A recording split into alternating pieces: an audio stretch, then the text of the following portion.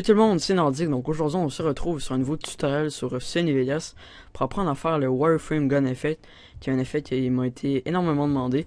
Et également j'ai mis 100 likes sur mon dernier tuto d'Edit. Donc c'est pourquoi je vous le fais.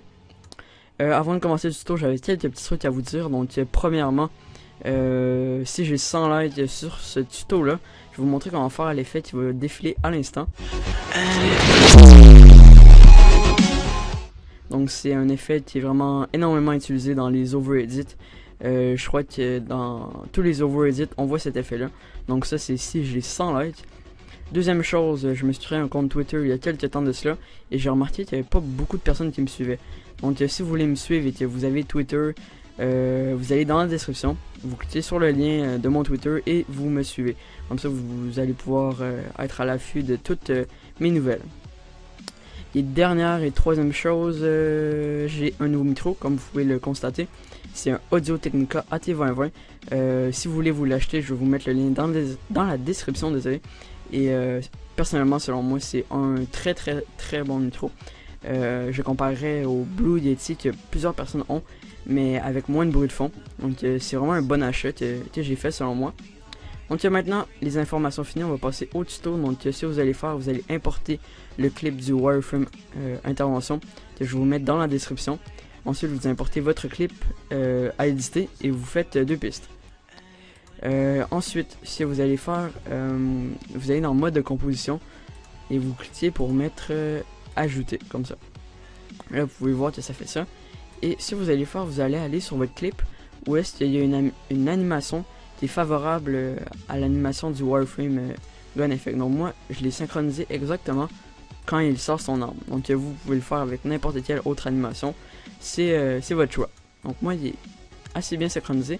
Si vous trouvez qu'il n'est pas assez bien synchronisé, c'est possible parce que il est légèrement ralenti. Donc ce que je vous encourage à faire, c'est de rester appuyé sur CTRL et d'aller à l'extrémité et de tirer vers l'avant, comme ça, pour que... Ouais, je l'ai peut-être trop tiré. Non, juste comme ça. Ouais, parfait, comme ça. Donc là, moi, il est exactement bien synchronisé. C'est vraiment à vous de le synchroniser comme vous pouvez. Donc là, moi je commence à remarquer qu'il n'est pas super, mais c'est vraiment à vous de peaufiner ça comme vous voulez. Donc ça, c'est vraiment la base. Ensuite, ce qu'on va faire pour changer les couleurs, vous allez aller dans Effet d'événement. Ensuite, dans Correcteur de couleurs Sony, ajouter OK. Et maintenant, ce que vous allez faire animer. Vous allez à la première image clé. Et si vous faites non. Vous n'allez pas dans bas, vous allez dans intermédiaire. Donc, moi, j'ai foiré comme ça. Vous faites animer, je répète.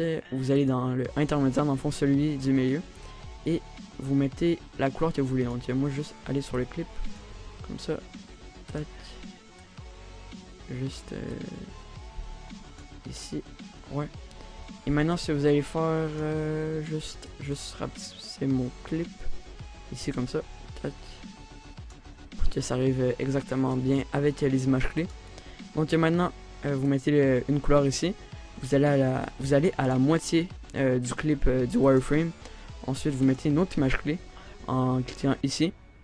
Vous choisissez une autre couleur que vous désirez. Donc, moi, je vais mettre un bleu. Et ensuite, vous allez à la dernière image et vous mettez une autre image clé et vous mettez une autre couleur, comme ça. Donc moi, ce que ça fait ça. Tac. Si vous pouvez voir comme ça, ça change de couleur. C'est sûr que moi, il est vraiment pas bien synchronisé. C'est vraiment à vous de le faire comme je l'ai dit tout à l'heure. Donc, ouais, ça c'est parfait. Ensuite, oui, pour la transition. Ce que vous allez faire, vous allez mettre des fondus comme ça au milieu du clip.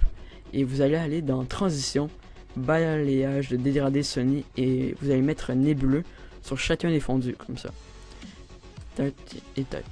Maintenant, ce que vous pouvez voir, c'est que si vous avancez le clip, il y a comme une transition qui fait que le wireframe va apparaître d'une façon vraiment super jolie, comme ça, comme dans mon Edit Daylight. Donc c'était tout pour ce tuto là, je crois. Si j'oublie quelque chose, je vais sûrement vous mettre une annotation, vous écrire dans la description. N'oubliez pas de mettre 100 likes si vous voulez le tuto de l'effet que je vous ai montré tout à l'heure. Et n'oubliez pas d'aller me follower sur Twitter. Donc c'était Nordique, bye tout le monde.